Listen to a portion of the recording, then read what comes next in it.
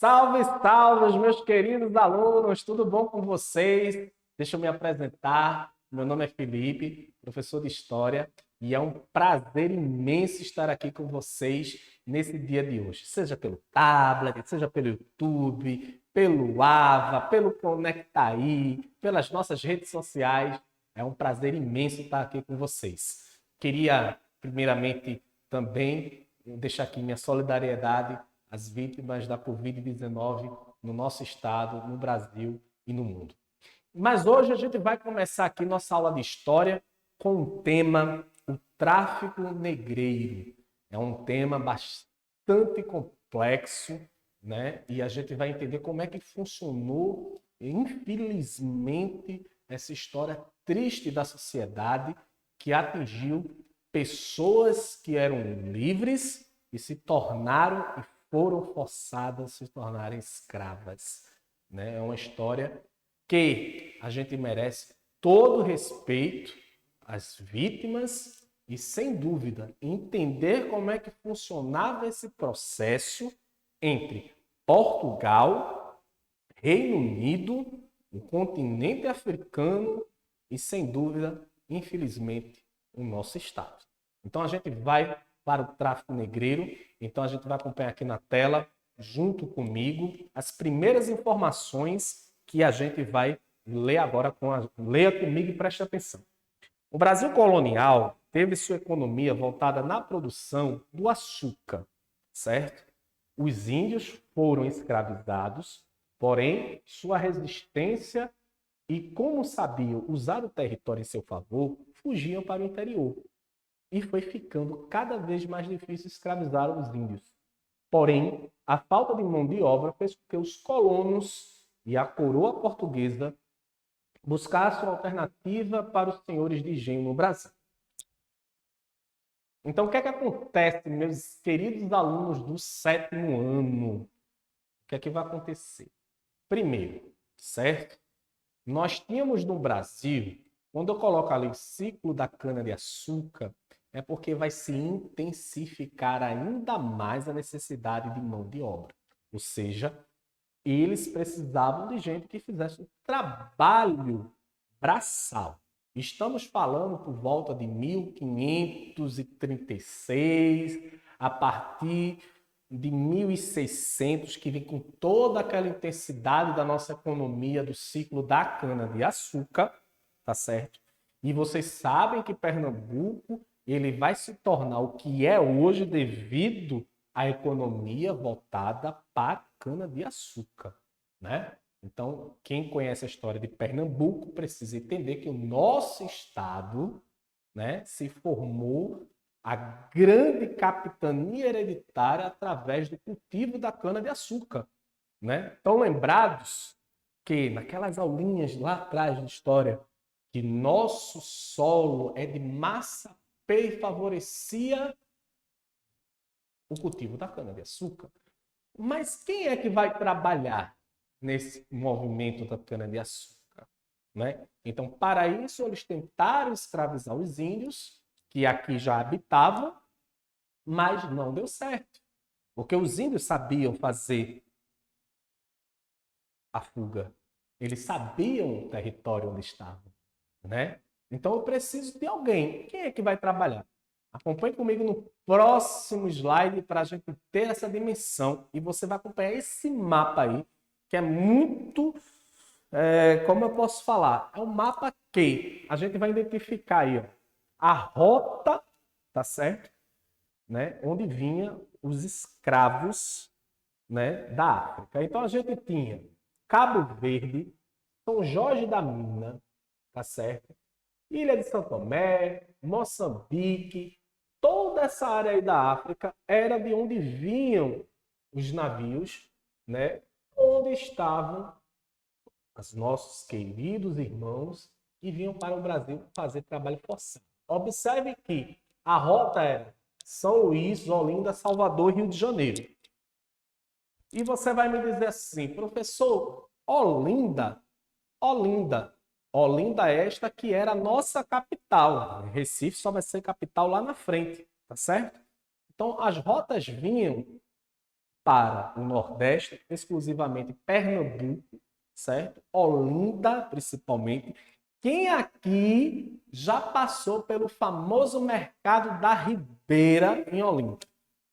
Então, quem aqui já passou pelo mercado da Ribeira sabe que ali era onde funcionava o tráfico negreiro. Era ali onde eram vendidos, infelizmente, nossos irmãos africanos. Então, veja só.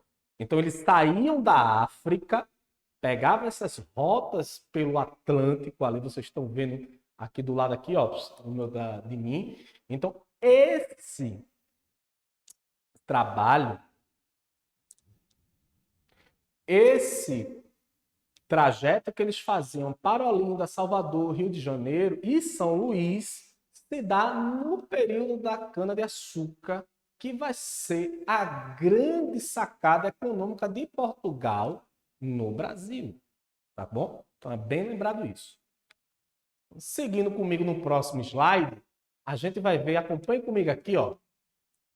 Precisando de homens que fossem fortes, com resistência, a escravidão africana tornou-se cada vez mais atrativa, tanto para a coroa portuguesa, que lucrava com os impostos, em cima do tráfico, como para os donos de engenho, que teria sua força braçal na produção do açúcar.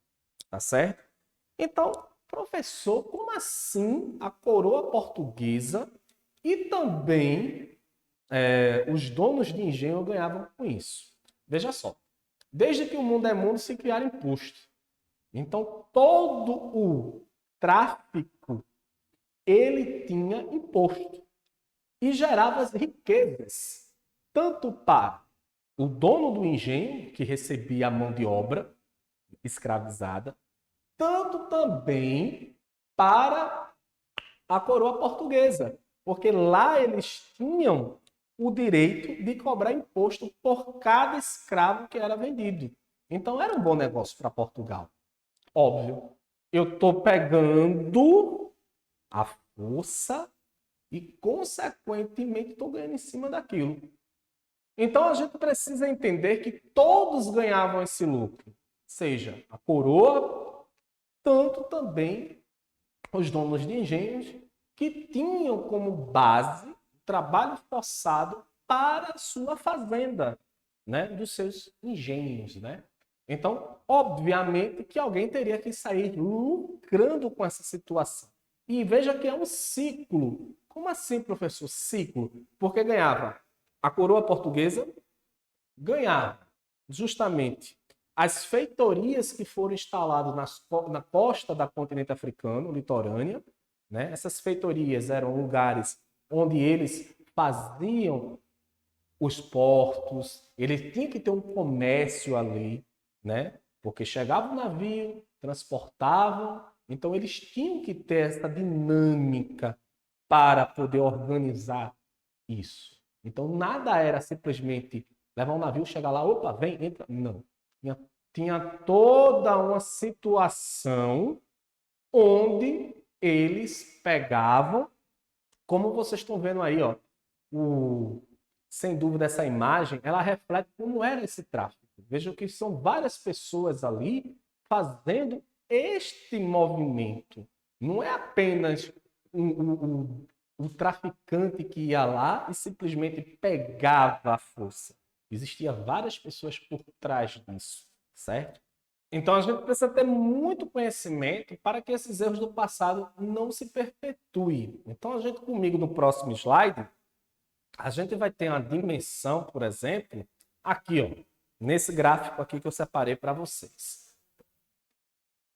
Só para vocês terem ideia, Portugal, nesse período que a gente está vendo aí no gráfico, ele realizou 12 mil viagens no continente africano, trazendo para o nosso continente. Só para vocês terem ideia, Portugal, seguido de Reino Unido, foram os países que mais lideraram no continente africano esse processo do tráfico. O navio comportava de 300 a 500 africanos. A viagem durava cerca de 30 a 45 dias para Pernambuco. Então, para vocês terem dimensão, foram 4,9 milhões de pessoas escravizadas no Brasil e 12 milhões ao total no continente americano. Então, vocês vejam o tamanho da dimensão do tráfico negreiro nesse período e vejam também o quanto ocorreu, certo? Principalmente, o quanto os irmãos foram tirados de suas casas para se tornarem e serem forçados a trabalhar, tanto no nosso território quanto nos demais territórios do continente americano, certo? No próximo slide, que vocês vão acompanhar comigo aqui, né? Então, tudo isso ele precisa começar a ter grandes leis para poder acabar com essa desumanidade que foi o tráfico negreiro e a escravidão no continente americano. Então, acompanhe comigo no slide uma nova era. Eu até coloquei assim, mas essa nova era não foi simplesmente porque os homens foram lá e criaram as leis. Teve vários movimentos como os quilombola, liderado por Zumbi dos Palmares, as revoltas, né, dos escravos que aqui estavam nessa condição e foram começando a ter esse movimento de abolição, ou seja, acabar com esse tipo de procedimento. Então, quero deixar bem claro que essa nova era foram de muitas lutas. E acompanhe comigo no slide que a lei Bill Abder, na Inglaterra, certo? Né? Em 1845, foi criada justamente para combater o tráfico entre o Atlântico e o continente americano. Lei Eusébio de Queiroz, no Brasil, em 1850, Lei do Ventre Livre e Lei dos Sexagenários. Né? E com a Revolução Industrial, certo? A Revolução Industrial na Inglaterra proporcionou que esse conceito de trabalho deveria acabar. Não porque os ingleses ou o conceito da Revolução Industrial era bom. Não. Não era bonzinho. E hashtag todo mundo livre. Não era isso. Não. É porque justamente a Revolução Industrial ela precisa de mercado consumidor. Ela precisa ter a mão de obra assalariada, que é o sistema capitalista que vai gerar isso, e, consequentemente, eu preciso de pessoas que trabalhem para mim, tenham salário e consumam. Essa é a grande ideia da Revolução Industrial. Por isso que a lei de 1845, a de Bill Abder, lá na Inglaterra, proibiu o tráfico negreiro entre o Oceano Atlântico para as Américas. E o que é que faziam? Vocês sabem que nesse período a Inglaterra era o maior país economicamente falando. E o que é que a Inglaterra fez? A partir de agora o tráfico está proibido, a escravidão também, pelo menos para a Inglaterra, mas ela botou essa lei para o mundo. Ela disse, eu não quero mais tráfico negreiro vindo da África. Então o que é que eu vou fazer? A partir de agora, quem passar por aqui por mim vai simplesmente, eu vou interceptar o navio e vou levá-lo para a África. Então a Inglaterra ela fez esse processo até 1845. E aí a gente tem a Lei Eusébio de Queiroz no Brasil a partir de 1850, que também proíbe esse tipo de situação. Né? Mas, entretanto, todavia, foi uma lei que foi pressionada pela própria Inglaterra. Lembre-se que o nosso maior parceiro comercial nessa época era a Inglaterra. A gente vai ter a lei do ventre livre, que é uma lei brasileira também criada, que diz o seguinte, a partir do momento que ele nasce, a pessoa negra nasce da mãe escrava, ele simplesmente vai lá e ele já é livre. Mas tinha umas entrelinhas. Tinha entrelinhas. Até os 8 anos de idade, ele tinha que trabalhar na fazenda com a mãe, certo? E se ele desse a carta da forria, quando eu digo ele, é o dono, entre aspas, o que é que acontecia? O governo tinha que pagar uma indenização a ele de 600 mil réis. E ele só podia ser livre, literalmente, na palavra, aos 21 anos de idade. Tá bom? E a lei dos sexagenários, ou seja, a partir dos 63 anos, qualquer pessoa que era escravizada naquele período se tornava livre alforriada. Acompanhe comigo no próximo slide. A gente vai ter a Lei Áurea, tá certo? No dia 13 de maio de 1888. E o que é que diz essa lei? A Europa estava em plena Revolução Industrial, então a escravidão não era mais vista, né, como solução de mão de obra. Como eu disse, o capitalismo ele precisa de mão de obra assalariada e automaticamente pessoas que têm o quê? Dinheiro para comprar os produtos industrializados. Então, o acordo político com os latifundiários, naquele tempo da princesa Isabel, tem indenizações às pessoas alforriadas. E o que é que isso aconteceu, professor? É o que a gente está vendo, desigualdade social. Óbvio, eles não tiveram direito a nada. E mesmo assim, é um povo que merece todo o nosso respeito e carinho. Certo? No próximo slide que a gente vai acompanhar, é para a gente relembrar todo esse processo. Tá bom? Vamos comigo ler? Acorde, viu? Que já tá tarde.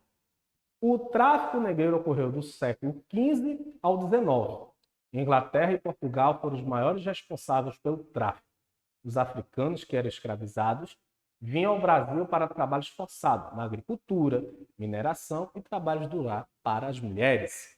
Com a Lei Abder de 1845, a rota do tráfico foi proibida. O Brasil só começa suas leis absolutistas a partir de 1850. Lembrando que nós fomos o último país do continente americano a acabar com a escravidão. Tá certo? Gente, foi um prazer imenso estar com vocês. Quero deixar aqui um agradecimento e dizer a vocês, me acompanhem nas redes sociais, prof.Felipe Lopes, lá no Instagram, é só ir lá me procurar. E desejar um excelente dia e que nós tenhamos dimensão que em breve estaremos juntos. Forte abraço e é bom estar com vocês.